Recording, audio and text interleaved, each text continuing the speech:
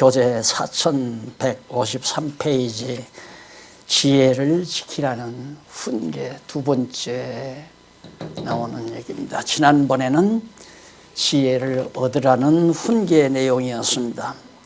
우리가 여기서 한 가지 미리 말씀드릴 것은 얻으라, 지키라, 솔로몬이 아들에게 그렇게 말했다고 해서 얻고 지키는 일이 아들 르호보암의 마음에 달려있는 것이 아니라 지혜를 주관하시는 여호와께 달려 있습니다. 지금 이 상위 주제 1, 2번의 상위 주제가 바로 제 2절 지혜를 주관하시는 여호와께서 지혜를 주관하신다는 얘기 아닙니까? 그러니까 지혜를 얻는 것도 여호와께서, 지혜를 지키는 것도 여호와께서 해주신다는 전제가 붙어 있습니다. 우선 그러면 5장 1절 말씀, 잠언서 5장 1절 55페이지 4155페이지에 나옵니다. 내 아들아, 내 지혜에 주의하며 내 명철에 네 귀를 기울여서 근실을 지키며 내 입술로 지식을 지키도록 하라. 2절까지 봉독해 드렸습니다. 다시 말해서 솔로몬이 자기 아들 르호보암에게 부탁하는 당부의 말이지만 이 말씀은 여호와께서 솔로몬을 통하여 아들 르호보암에게 하시는 말씀이라는 것은 의심의 여지가 없는 사실입니다. 자, 여기서 이제 지혜를 지키라는 훈계를 5장에서 6장까지 해가면서 그 첫 번째가 지혜를 지키는 방법에 대해서 5장에서 6장 19절까지 말해줍니다. 일단 지혜를 지키라고 훈계하는 가운데 지키는 방법이 뭐냐? 그게 바로 5장 6절로부터 죄송합니다. 5장에서부터 6장 19절까지 내용이거든요. 그 가운데서 이제 5장 1절로 6절은 지혜를 지켜서 음녀의 유혹을 멀리하라는 비유로 가르쳐 줍니다. 자, 이 비유는 또 우리가 이렇게 도표를 정리해서 배워나가는 것이 훨씬 쉽죠. 자, 여기가 다윗이에요. 다윗, 솔로몬, 그리고 나라가 이렇게 갈라지죠. 그리고 이제 예수님이 이 땅에 오시는 거고요. 지금 솔로몬이 아들 르호보암에게 하는 교훈의 내용이거든요. 솔로몬 왕이 아들 르호보암에게, 자기의 뒤를 이어서 왕될 자에게. 그런데 너 지혜를 지켜서 음녀의 유혹을 버리라. 그 말은 여기서 북쪽 이스라엘로 여로보암이 백성들을 다 데리고 10지파 반을 데리고 북쪽 사마리아에 가서 이스라엘 나라 국호까지 가지고 가서 나라를 세우잖아요. 이 유혹에 너 말려들지 말라 그 말이에요. 너는 천하주구나 다윗 왕통을 그대로 지켜나가야 한다. 그걸 지금 솔로몬이 아들에게 말해주는 것, 지난 시간에도 말씀드렸죠. 그러니까 이미 성도님들은 이 도표를 잘 알고 계시기 때문에 이게 어려운 내용이 아니에요. 번역들을 너무 직역을 한 것들이 많아가지고 그래서 헷갈리는 것뿐이지, 그것만 바로 잡아주면 쉽게 이 원칙에서 이해할 수 있는 내용들입니다. 그래서 어떤 분은 자꾸 교재 사용한다고 불평하는, 짜증 부리는 분들이 들어있는 것 같아요. 교재를 사용 안 하면 제가 일일이 렉스콘, 다시 말해 시브리어 사전, 헬라어 사전을 들고 나오셔서 여러분 다 사전 가지고 나오라고 해서 확인하면서 해야 돼요. 그 번거로움을 피하기 위해서 교재에서 다 히브리어 다 재번역을 했잖아요. 그걸 안 보면 해석이 안 돼요. 어떻게 해석이 되느냐? 지금 다른 주석들을 보면 이런 것들을 다 음녀 유혹을 버리라 이 말은 도덕적으로 말하는 거예요. 도덕적으로. 참여들의 유혹에 빠져들지 말라.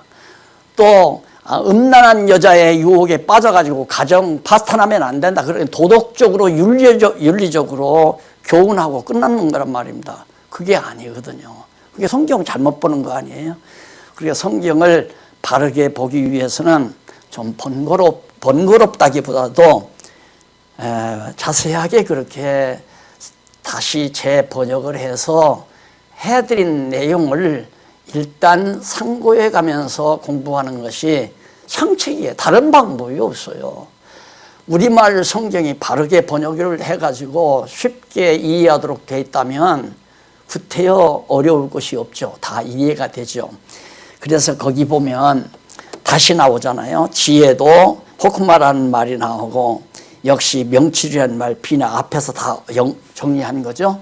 예, 지혜를 지키라. 그런데 지혜를 지키는 방법이 뭐? 지혜에 주의하여 네 명철에, 지금 솔로몬이 가지고 있는 명철에 네 귀를 기울여서 근신을 지키며, 근신이라고 하는 것은 계획, 정말 하나님의 뜻을 따라서 바르게 정말 생각하고 계획하는 것, 그 근신이라고, 또 여호와 경외하는 마음으로 가지는 생각, 이렇게 말할 수 있죠. 내 입술로 지식을 지키도록 하라. 그러니까 입술로 지식을 지키라는 말은 꼭 정말 지혜와 명철의 근거에서 백성들에게 말도 하고 가르치기도 하라는 그런 얘기와 같은 얘기거든요. 이게 지식을 지키도록 하라. 왜? 그 이유는 되죠. 왜냐하면 음녀의 입술은 꿀과 같아서, 음녀가 얼마나 달콤한 말을 하는지 그 유혹에 안 넘어갈 시간이 없다 이 말이죠. 음녀의 입술은 꿀과 꿀을 떨어뜨리며 그 입은 기름보다 미끄러우나 나중은 쑥같이 쓰고 두 날가진 칼같이 날카로우며 그 발은 사지로 죽음의 길로 내려가며 그 음부를 따라가면 걸음은 음부로 가까이, 음녀를 따라가면 음부로 내려가고 만다. 그는 생명의 평탄한 길을 찾지 못하며, 이게 생명의 평탄한 길 아니에요?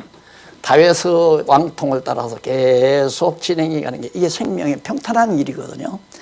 그런데 음녀의 유혹에 빠져서 이렇게 가면, 그러니까 곁길로 가는 여로보암을 따라서 가는 백성들을 추종해서 따라가면 결국은 사지로 간다. 음부로 내려간다. 결국 망하잖아요. 여기로 가니까 절대 가지 말아라.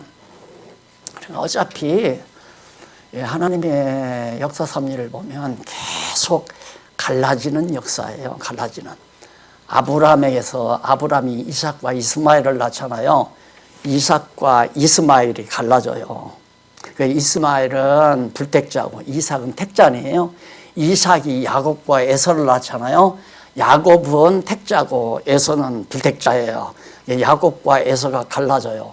야곱이 또 12아들을 낳잖아요. 12아들을 낳는데 그 나머지 그 야곱의 줄기를 타고나지 아니한 모든 후손과 야곱의 후손이 딱 갈라져 버려요. 그러니까 하나님께서는 택자와 불택자를 가르는 섭리를 계속 해나가기 때문에 정말 지혜, 여호와를 경외하는 지혜, 거기 그 뜻을 여호와의 작정하신, 여기 작정 아니에요? 작정하신 뜻 따라 다윗이 왕됐고, 작정하신 뜻을 따라 여기서 갈라졌고, 솔로몬 말기, 이것도 뜻대로 갈라진 거예요. 솔로몬에게 하나님께서 미리 예언해 줬잖아요. 이제 내일 말기에 백성이 다 갈라지는데 많은 자들이 다 나가고 유다 지파만 한 지파는 남겨놓겠다. 그대로 하나님께서 갈라놓은 거예요. 그러니까 절대 따라가면 안 된다 이거죠. 원래 하나님께서 정하신 뜻 따라 지혜의 말씀대로 그 정통을 지켜나가도록 하라 하는 것이 바로 지금 5장 1절로 6절 그 지키는 방법이 음녀에게 유혹당하지 아니하는 거다. 절대로 자기 길이 든든치 못하여도 그것을 깨닫지 못하느니라. 그 생명이 평탄한 길을 찾지 못하며 이 길이 평탄치를 않잖아요. 계속 혁명이 일어나잖아요. 혁명이 일어나고 어려운데도 그것이 망하는 길인지를 못 깨닫고 있다. 그러니까 너 절대 그쪽으로 가면 안 된다. 그것이 지키는 방법이에요. 즉 음녀의 유혹을 버리는 거. 7절로 14절은 음녀를 멀리하고 비유해서 권하는 까닭을 말해줍니다. 왜 하나님께서 솔로몬이 너에게 음녀를 멀리하라고 비유로 가르치는가를 그 이유를 바로 7절로부터 말해줘요. 7절에 보면 그런즉 아들들아 나를 들으며 내 입의 말을 버리지 말고 내 길을, 여기서 아들들이라고 하는 말은 그때요, 여기 르호보암 하나인데 왜 아들들이라고 했는가? 바로 히브리어에서는 전부 아들, 손자, 증손자, 뭐 고손자 있고 이걸 더 전부 아들이라고 표현하는 경우가 많아요. 그러니까 결국 아들들아라는 말은 솔로몬 후에 나타나는 모든 자손들아, 우리말로는 자손들아 이렇게 번역해도 상관이 없는 말이란 말입니다. 그러니까 솔로몬의 후손 자손들에게 공개적으로 이렇게 교훈하는 내용인데 내 입을 버리지 말고 내 길을 그에게서 멀리하라. 내 길을 그에게서 멀리하라. 음녀에게서 그 집 문에도 가까이 가지 말라. 두렵건대 내 존영이 남에게 잃어버리게 되며 내 수완이 잔도자에게 빼앗기게 될까 하노라. 너 방할까 두렵다 이 말이에요. 절대 문 앞에도 가지 말라. 너는 그냥 꼭 이 지혜를 지키라. 결국은 지혜를 지키란 말은 이 길을 지키라. 생명의 길을 지키라 그 말이에요. 여호와 경외하는 길을 지켜나가라. 그런 얘기거든요. 자, 여호와 경외하는 길이라는 것은 여호와의 작정하신 뜻을 따라 사는 것이 여호와 경외하는 일이죠. 그러면서 내 수완이 그렇게 짧아지고 10절 두렵건대 타인이 내 재물로 충족하게 되며 내 수고한 것이 의인의 집에 있게 될까 하노라. 의인의 집에 우리가 수고해서 애써놓은 것, 의인들이 애써놓은 것이 남의 집으로. 또 두렵건대 뭐냐면 마지막에 이르러 내 몸, 내 육체가 쇠퇴할 때에 네가 한탄하여 말하기를, 여기서 후회합니다. 만약에 음녀를 따라가면 어떻게 되는가? 그 까닭이 왜 음녀를 따라가지 말아야 하는가? 그 이유가 나와요. 내가 어찌하여 훈계를 싫어하며, 아버지가 솔로몬이 지혜를 지키라고 했을 때 지켰어야 하는데, 따라가지 말라고 했을 때 따라가지 말아야 되는데 이런 후회를 한다 이거죠. 내 마음이 꾸지람을 가벼이 여기고 내 선생의 목소리를 청종치 아니하며 나를 가르치는 이에게 귀를 기울이지 아니하였던 거. 왜 지혜의 말씀에 귀를 기울이지 않고 공부를 안 했던 거, 그 말이죠. 공부를 왜 안 했던 거.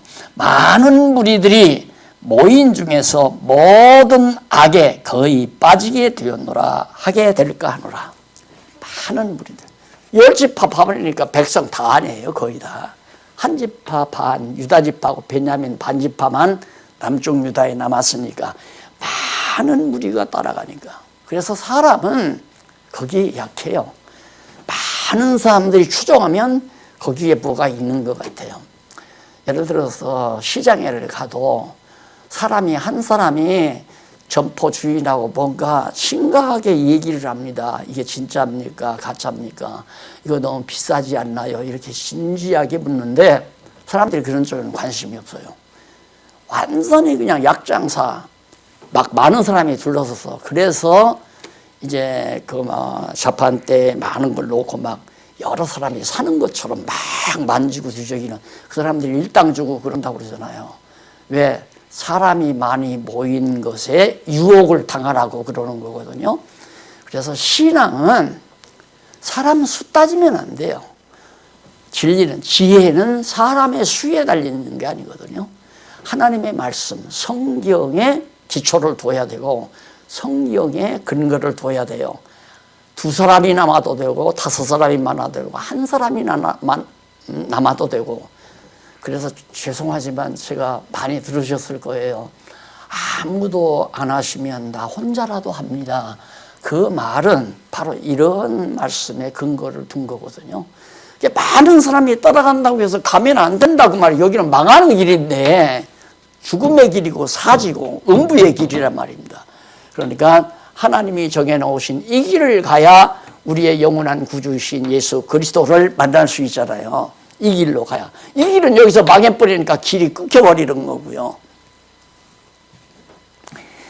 자, 그 다음에 이제 넘어가 보면 15절로 23절에 아내를 연모하고 음녀를 연모치 말라 비유로 가르칩니다. 이게 아내는 뭘 말하는 건가? 거기 이쪽에 61페이지, 4161페이지 위에서 아홉째 줄 뒷부분에 이슈아란 말이 나오죠. 히브리어.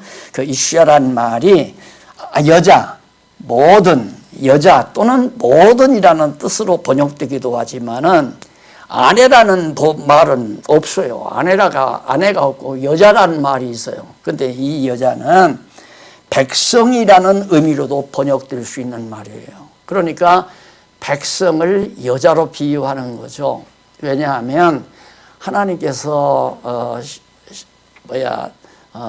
이스라엘 백성들을 아내라고 그러고 시온의 딸들이라고 그러잖아요. 사랑의 대상을 말하는 거거든요. 사랑의 대상, 여자 시온의 딸, 사랑의 대상. 그래서 여기도 이스라엘 백성들을 말하는 얘기입니다. 그러니까 여기서 아내를 사랑하라는 말, 여기서 아내를 연모하고 음녀를 연모치 말란 말은 너를 따르는 백성들, 유다 백성들을 사랑하고 연모하고 또한 음녀, 이 곁길로 빠져나가는 이들을 연모할 필요 없다, 사랑할 필요 없다 이 말이에요.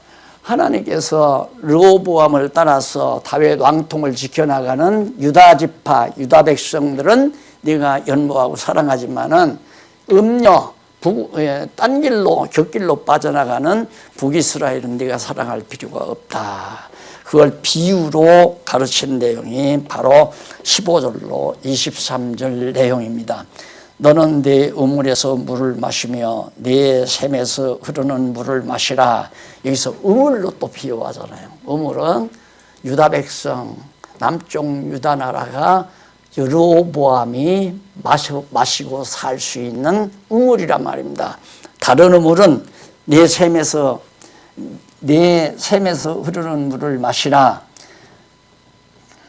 네 우물에서 물을 마시며 네 샘에서 흐르는 물을 마시라. 어찌하여 네 샘물을 집 밖으로 넘치게 하겠으며 네 도랑물을 거리로 흘러가게 하겠느냐. 그 물로 내게만 있게 하고 타인으로 더불어 그것을 나누지 못하게 말라. 네 백성, 이 백성, 남쪽 유다 백성이죠. 이것이 다 이쪽으로 따라가지 못하게 하라. 유다 백성은 하나도 안 따라가잖아요. 그러니까 여기서 내가 처음에 말했듯이 지키라, 얻으라, 명령문이라 해서 르호보암의 의지적 노력으로 하는 것이 아니라 명령하신 하나님께서 그렇게 하게 해 주신다 그 말이에요. 절대 내 백성 하나도 내 우물에서 넘쳐서 빠져나가지 않게 해주겠다.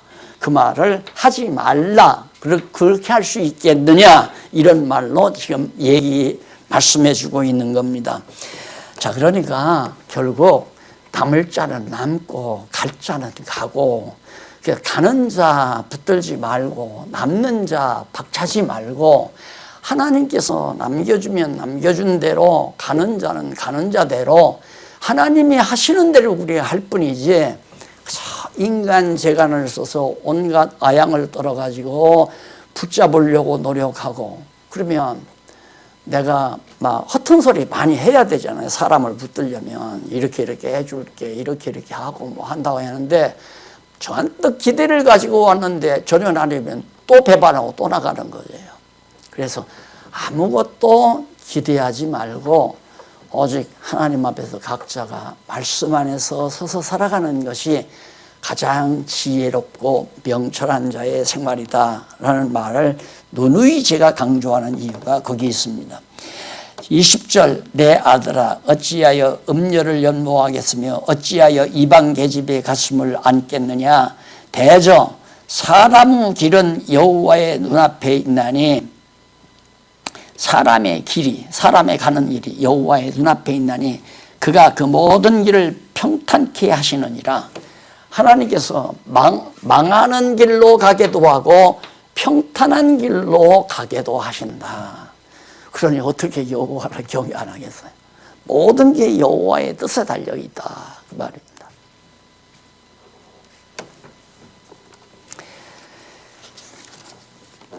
그러면서 22절 악인은 자기의 악에 걸리며 그 죄의 줄에 매이나니 그는 훈계를 받지 아니함을 인하여 죽겠고 미련함이 많음을 인하여 혼미케 되느니라. 죽거나 혼란이 온다. 혼란이 몇 차례 오잖아요. 그러다가 망하잖아요. 혼란이 오고 결국은 죽음으로 멸망으로 치닫게 됐다. 자, 그 다음 넘어가서 6장 1절로 5절 여기 나오죠. 타인을 위한 담보나 보증에서 벗어나는 방법을 가르쳐 줍니다. 이게 도대체 금방 음녀 얘기했다가 또 보증서는 법정 얘기를 또 하잖아요.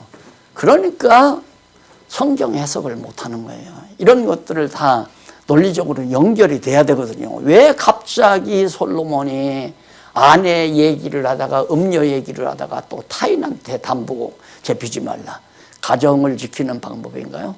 가정을 절대 잘 보호하려면 보증 쓰지 말고 자기 아내만 사랑하고 살아라. 이런 뜻으로 물론 이제 이렇게 되면 이 비유가 맞는 얘기죠. 이게 바로 다윗 왕가 아닙니까? 왕가를 지키는 방법은 음녀를 멀리하고 그 다음 담보물이 되면 담보나 보증을 쓰면 안 돼요. 이쪽으로 가는 사람들의 보증이나 담보 역할을 하면 따라가야 되잖아요. 책임을 져야 되고. 그래서 담보나 보증을 서서 쓰지 말아야 벗어나는 방법이다. 그들에게서. 그러니까 그들과 떨어질 수 없던 따로따로가 아니. 이들이 망하면 나도 망하는 거. 담보 잡히면 그러잖아요. 보증 쓰면 그렇고. 이들이 망하면 나도 망하고 이들이 흥하면 나도 흥하는. 나도 흥할 건 없어요. 보증 써버리면 보증 내가 서준 사람은 흥한다 하더라도 나는 그냥 본전이에요. 내 재산 망하지 않는 것뿐이죠. 그러니까 보증 쓰고 담보 제공해 주는 것은 바보멍충이 나는 거죠. 그러니까 절대 그런 관계에서 벗어나야 된다. 그런 얘기예요.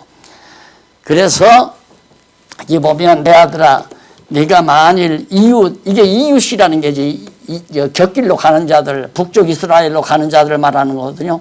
이웃을 위하여 담보하며 타인을 위하여 보증하였으면 내 입의 말로 네가 얽혔으며 얽혔다. 너 잘못해가지고 네가 거기에 얽혔다. 내 입의 말로 인하여 잡히게 되었느니라. 꼼짝없이 그들 편이 될 수밖에 없다. 내 아들아 네가 네 이웃의 손에 빠졌은즉 이같이 하라. 너는 곧 가서 겸손히 내 이웃에게 간구하여 스스로 구원하되 내 눈으로 잠들게 하지 말며 눈꺼풀로 감기게 하지 말고 부지런히 노력해서 여기서 담보물에서 담보 잡힌 것도 빼오고 보증 쓴 것도 다 취소하고 부지런히 잘 겸손하게 찾아가서 일이 만약에 그렇게 떨어질 수 없다면 그런 얘기죠. 그러니까 결국 하나님이 멸망케 하려고 하는 자와 손잡으면 그들과 결탁하면 함께 망하니까 거기에서 빨리 벗어나라. 이게 헤어질 자들은 헤어져야 된다는 얘기 아닙니까? 헤어져서 살아야 될 자가 꼭 합쳐서만 살려고 하면 이제 무리수가 나오는 거고, 정말 잘못된 결과가 나타나는 거고, 그런 것을 바로 솔로몬이 아들에게 말해주고 있는 것입니다. 그래서 거기 보면 5절에 노루가 사냥꾼의 소손에서 벗어나는 것 같이 새가 금을 치는 자의 손에서 벗어나는 것 같이 스스로 구원하라. 네가 부지런히 가서 그들을 잘 설득시켜가지고 그들의 올무에서 내가 빠져나와라. 그런 얘기예요. 사람이 이럴 수도 없고 저럴 수도 없는 경우가 많거든요. 분명히 저 사람은 불신앙적으로 세상을 살아가는 거예요. 불신앙적인 입장에서 야, 내가 지금 돈 1,000만 원만 있으면 지금 내 집이 안 넘어간다. 그래, 나 살려주는 셈 치고 네가 가지고 있는 너 담보물 하나 제공해다오. 은행에서 1,000만 원 꺼내오겠다. 그러면 그동안 그냥 그 친구하고 믿지도 않는 불신자인 친구하고 그냥 떨어질 수 없이 그렇게 친밀하게 살았는데 벗어날 수가 없잖아요. 그래서 이제 담보 제공해주면 걸려드는 거거든요.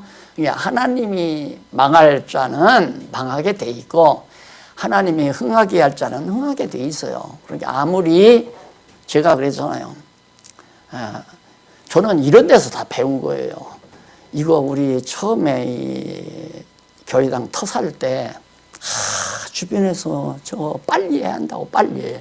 남들이 사가면 어떻게 해요? 근데 나는 아무리 볼 때 돈 한 4억 가지고 6억이라는 돈을 어떻게 만들어내요? 나는 내 재간은 불가능해서 아니다.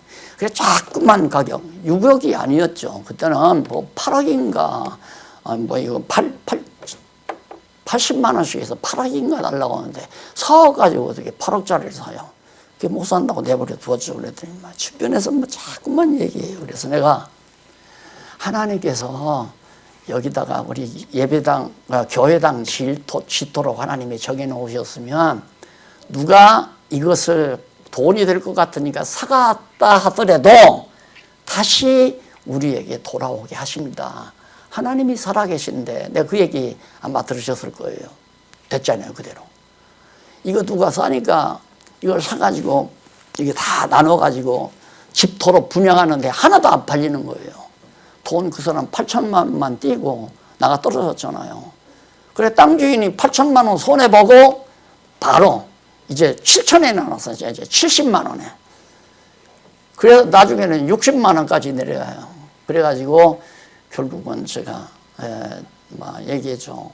우리는 돈 없어. 50만 원밖에 못 준다 그랬더니만 반절 나누라고 해가지고 55만 원까지 갔다가 반절 나누라고 해서 57만 5천 원 했잖아요. 하나님 살아계신 거죠. 될 일은 되는 거예요. 안 될 일은 아무리 노력해도 안 되는 거고요. 하나님이 망할 자는 망하게 돼 있고 흥할 자는 흥하게 돼 있고 하나님이 정하신 뜻대로 다 하나님이 정해놓고 모세를 통하여 다 이렇게 되질 거 다 얘기했거든요. 전부 다 모세를 통해서. 그러니까 다윗 시대로부터 500년 전에 그리고 다윗 시대도 얘기했고 솔로몬 시대도 얘기했고 그대로 이루어지잖아요. 나누어져서 다 망하고 또 바벨론에 70년 포로되고 이 역사가 바로 하나님께서 작정하신 뜻대로 모세를 통해서 언약한 말씀대로 그대로 이루어지는 거란 말입니다. 그럼 이스라엘 민족은 그렇게 되고 우리들은 그렇게 안 되나요? 아니에요. 이건 하나의 표본으로 보여준 거죠. 그래서 이걸 성경이라고 그래요. 하나님 말씀이라고 그러고 이런 것처럼 우리도 그런다 이거죠. 우리도 망할 자는 망하고 흥할 자는 흥하고 다 정해져 있어요. 악역할 자는 악역하고 선역할 자는 선역을 하게 하고요. 그래도 악인도 악한 날에 적당하게 다 써 가시는 거고요. 자, 그 다음에 이제 6장 6절로 11절 보면 게으른 자는 개미에게 가서 지혜를 얻으라. 게으른 자 이렇게 타인 담보로 보증 서서 하면 부지런히 가서 좀 다 해결을 벗어나도록 해라. 그랬는데 게을러 가지고 그냥 자자 좀 더 눕자 이러고 한다 이거예요. 그런 사람은 개미한테 가서 배워라. 왜냐하면 개미는 두령이 없어도 대장이 없어. 왕도 없고 대장이 없어도 개미는 가서 지혜를 얻어가지고 먹을 것을 한여름에 준비해가지고 겨울철에 땅속에서 다 먹을 것 준비해놓고 살아가지 않느냐. 그렇게 개미처럼 제 할 일 해가는 것처럼 그런 것, 이것도 이제 어떻게 보면 내가 해야 된다고 생각하잖아요. 내가 해야 된다고. 그러나 하나님께서 개미를 그렇게 그런 본능을 가지고 살아가도록 만들어 주신 것처럼 하나님도 역시 평탄한 길을 갈 자란 반드시 이들의 보증을 쓰지 않고 이들과 밀접한 관계를 가지지 않는다 이거죠. 벗어나지 못할 관계를 가지지 않는다. 그렇게 해서 결국은 이 길을 지키게 해 가시는 것이 하나님의 섭니다. 그러니 부지런히 지혜를 얻은 대로 부지런히, 그러면서 9절에 보면 게으른 자여 내가 어느 때까지 눕겠느냐, 내가 어느 때까지 잠이 깨어 일어나겠느냐, 좀 더 자자, 좀 더 졸자, 손을 모으고 좀 더 눕자 하면 내 빈궁이 강도가 치우며 내 곤핍이 군사같이 오리라. 결국 일로로 따라가서 지혜 없이 살아가면 이렇게 망하고 만다. 그런 얘기로 교훈으로 우리에게 다가오는 겁니다. 그 다음 12절로부터 19절까지는 불량한 자의 행동 결과와 미워하시는 것들을 가르쳐 줍니다. 불량한 자의 행동 결과. 불량한 자는 바로 여기죠. 여로보암이 불량한 자고 그를 따르는 자가 다 그의 졸개들이고, 이 불량한 자. 하나님께서 정해놓으신 다윗 왕가를 배신하고 떠나가는 거, 이건 말이 아니죠. 그건 아니다 이 말입니다. 그러니까 그런 자가 행동의 결과, 어떤 결과가 오는가, 그것이 15절 한번 보실래요? 그러므로 그 재앙이 갑자기 임한즉 도움을 얻지 못하고 당장에 패망하리라. 결국 불량한 자, 다윗 왕가를 박차고 떠나간 자는 반드시 패망한다. 그러면서 하나님께서 여호와께서 미워하시는 것들이 도대체 뭐냐? 그게 바로 6, 7가지가 있다고 그러잖아요. 16절 한번 보십시다. 여호와의 미워하시는 것, 곧 그 마음에 싫어하시는 것이 6, 7가지, 6가지나 6, 7가지가 된다. 곧 첫째, 교만한 눈, 그 다음 거짓된 혀, 무죄한 자의 피를 흘리는 손, 악한 계교를 꾀하는 마음, 빨리 악으로 달려가는 발, 거짓을 말하는 망령된 증인 및 형제의 사이를 이간하는 자라. 이게 다 형제 사이 아니에요. 다 다윗의 후손이고 다 아브라함의 후손이고, 여기 아브라함의 후손이고 아브라함의 후손이기다. 다 동족이고 형제란 말입니다. 이걸 완전히 이간질해서 이렇게 내놨으니 여로보암이 바로 그 짓을 한 거 아니에요. 이게 그냥 보편적인 인간관계도 자꾸 말 많아가지고 이쪽 친구의 말을 저쪽 친구에다 전하고 저쪽 친구의 말을 이쪽에다 전하는 사람, 그 이간질 한다고 그러잖아요. 이간질. 간사스럽다고 그러죠. 아주 간사스럽게. 그래서 아주 친절한 척하고 아주 정말 상냥한 척하는 그런 성품의 소유자, 무서운 사람이에요. 여기 가서 막 살살살살 웃으면서 이쪽만 하고 저기 가서 살살살 웃으면서 이쪽만 하고, 그 이간질하는 사람이거든요. 바로 그게 에덴 동산에서 하나님과 하와를 이간질시킨, 하나님과 아담을 이간질시킨 뱀의 기능이죠. 뱀의 짐승권세. 그래서 정말 하나님이 싫어하는 이게 바로 이들이 가지고 있는 17가지, 7가지의 하나님이 싫어하는 속성, 지혜가 없는 거죠. 지혜가 없으니까 그런 하나님이 싫어하시는 일을 하는 거고, 지혜가 있으면 하나님이 기뻐하시는, 여호와께서 기뻐하시는 일을 하며 살게 되는 거고요. 자, 그 다음 이제 넘어가서 여기 지혜를 지켜야 하는 까닭. 왜 지혜? 여기는 지혜를 지키는 방법이고, 지켜야 하는 방법이고, 여기는 지혜를 지켜야 하는 까닭. 왜 지혜를 지켜야 하는가? 지혜를 지키는 까닭을 설명해 주는 내용이 바로 6장 20절로부터 시작이 됩니다. 7장까지인데 우선 20절로부터 35절까지는 지혜를 지켜서 음녀의 유혹에 빠지지 않게, 지혜를 왜 지켜야 되나, 왜 영원전 작정하신 뜻대로 섭리하시는, 언약하시고 언약대로 이루어 가시는 여호와를 지키는 지혜를 왜 지켜야 되나, 여호와를 왜 끝까지 경외하고 섬겨야 되나, 그 이유는 이 길로 가지 않기 위해서, 망하는 길로 가지 않기 위해서. 그래서 제가 그런 얘기했죠.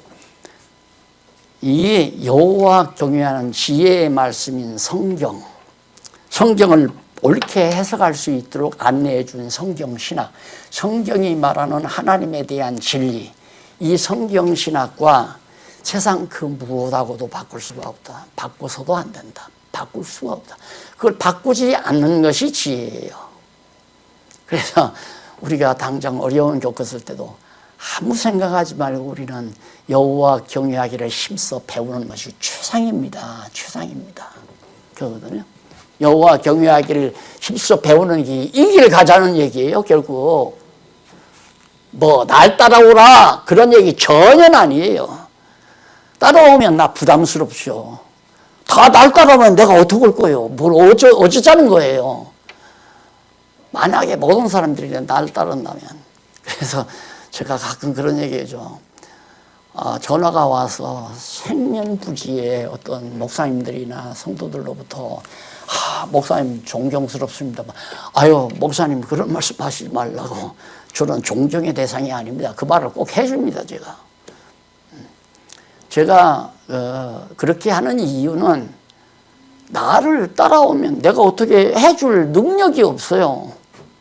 그러니까 여호와 경외하기를 배워서 지혜를 얻고 살아가는 그거 하나 안내해 드리는 것 뿐이죠. 그래서 거기 보면 지혜를 지켜서 음녀의 유혹에 빠지지 말라고. 왜 지혜를 지켜야 하는가? 까닭. 음녀의 유혹에 빠지지 않게 하려고. 일로로 빠지지 않으려면 여호와 경외하기를 경외하는 지혜를 지켜나가야 되잖아요.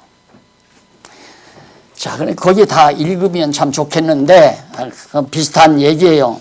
그 20절로 24절까지 보면 71페이지에 나오죠. 솔로몬의 아들에게 명령과 법을 지켜야 하는 까닭에 대하여 가르쳐 줍니다. 그 까닭이 우선 23절 한번 보실래요? 대저 명령은 등불이요 법은 빛이요 훈계의 책망한 곧 생명의 길이라. 결국 왜 지혜를 지켜야 하는 까닭은 밝은 빛 일로로 가야 된다고 길을 밝혀주니까 바로 지혜를 지켜야 할 거 아니에요. 지혜를 안 지키면 올바른 길도 모르고 빛이 없으니까 그냥 허둥대다가 일로로도 갈 수 있잖아요. 그래서 지혜를 꼭 지켜야 된다. 그 다음에 이제 넘어가서 24절로 25절에 보면 72페이지에 의해서 9째 줄 나오죠. 솔로몬의 아들에게 음녀의 유혹을 경계해야 되는 까닭. 왜 음녀의 유혹을 경계해야 되는가? 간단하잖아요.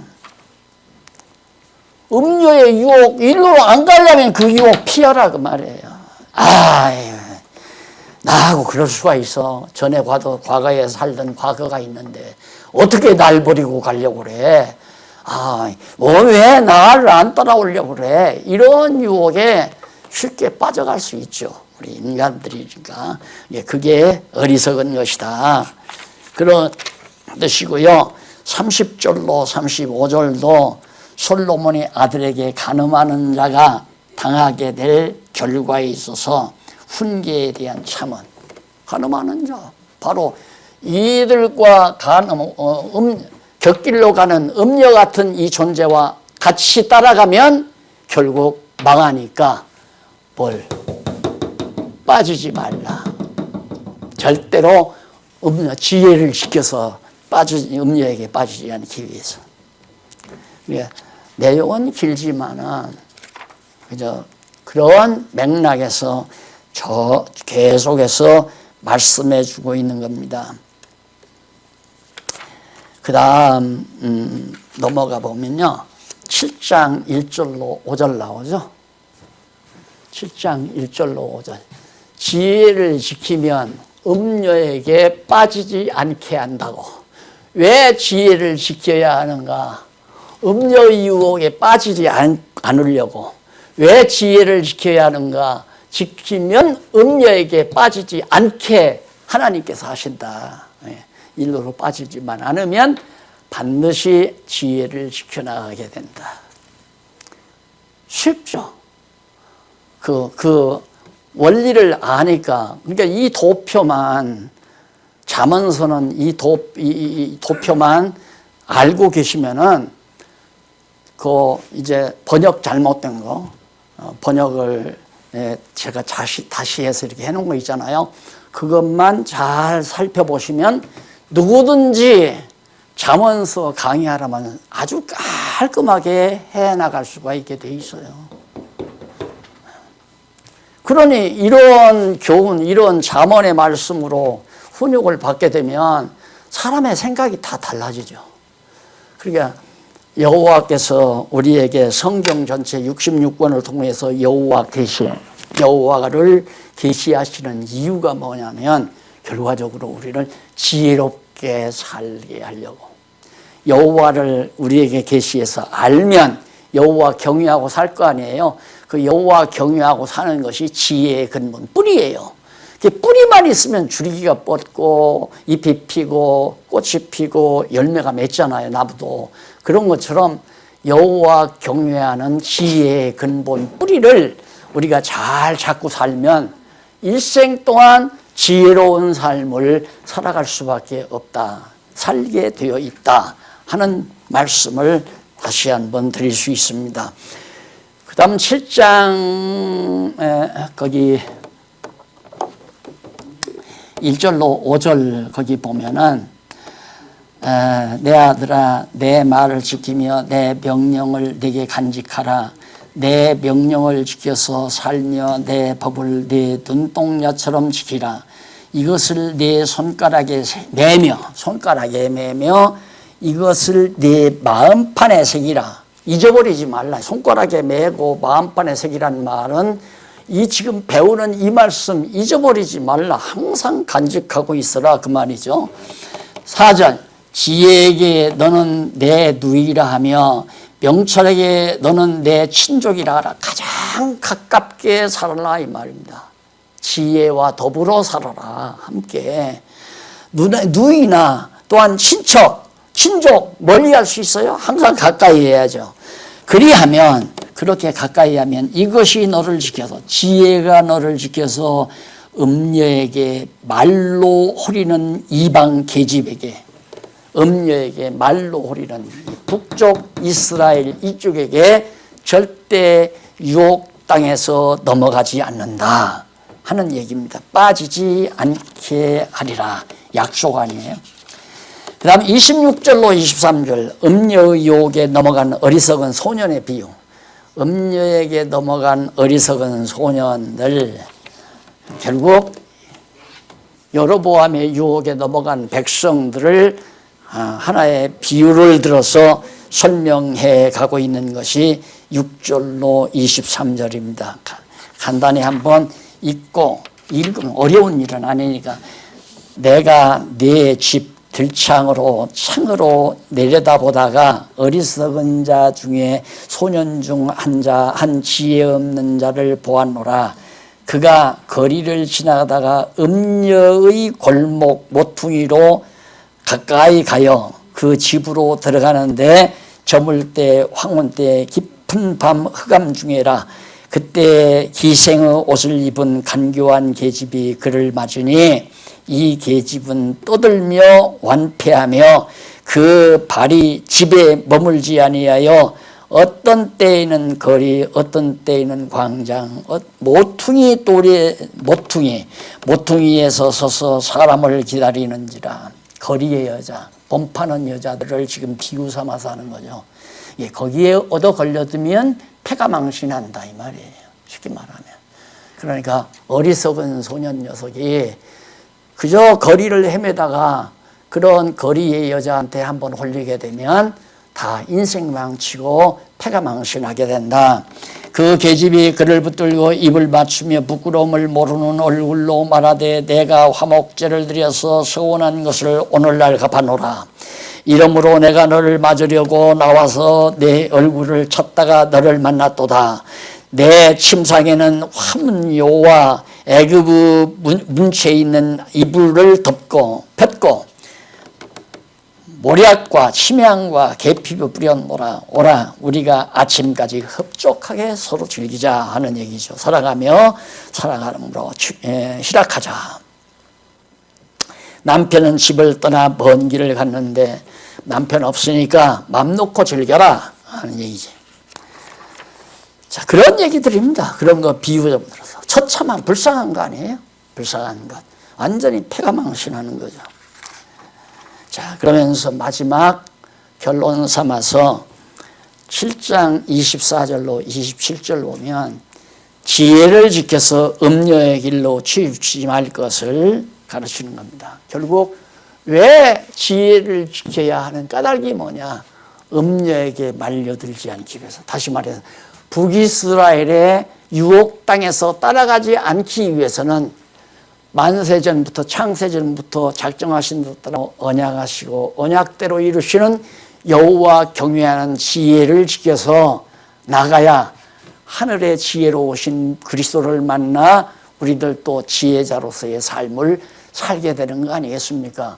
그걸 지금 쭉 설명하는 것이 바로 6장 20절로부터 7장 27절까지의 내용이거든요. 거기 한번 짤막한 거니까 읽어보십시다. 아들들아, 자손들아 하라고 그랬죠. 아들들아, 나를 듣고 솔로몬의 말을 듣고 내 입의 말에 주의하라. 내 마음이 음녀의 길로 치우치지 말며 내 마음이 음녀의 길로 치우치지. 음녀, 거듭 다시 한번 말하지만 여호와 경외하는 것 이외의 것으로 자꾸 유혹하는 것은 음녀에 비유하면 되십니다. 하나님의 말씀을 떠나 여호와의 말씀을 떠나 인간의 상식이나 인간의 어떤 감정으로 인간을 유혹하는 것이 바로 음녀라고 생각을 하시면 됩니다. 그 길에 미혹되지 말지어다. 대저 그 음녀가 많은 사람을 상하여 엎드러지게 하였나니 그에게 죽은 자가 허다하니라. 여호와를 배반하고 떠나게 하는 그런 음녀, 짐승권세죠. 따지고 보면 짐승권세와 짝하는 자, 그런 허다하니라. 그 집은 음부의 길이라 사망의 방으로 내려가느니라. 솔로몬이 이 길로 가면 망한다고 예언했는데 예언대로 맞았잖아요. 솔로몬이 음녀를 따라서 가면 사망이고 멸망이다 말했는데 721년에 아수르에 의해서 북이스라엘이 다 완전히 패망해 버렸잖아요. 그래서 살아있는 말씀이라는 거예요. 성경은 산 말씀, 말씀하면 말씀 그대로 반드시 이루어지니까 살아있는 것 아니에요. 죽은 말씀은 말을 해도 그대로 안 돼요. 살아있는 말씀은 말을 하면 그대로 이루어지는 것이 살아있는 말씀이고, 그래서 하나님의 말씀은 살았고 운동력이 있다라고 하는 말은 이렇게 말씀한 대로 이루어진다는 뜻이죠.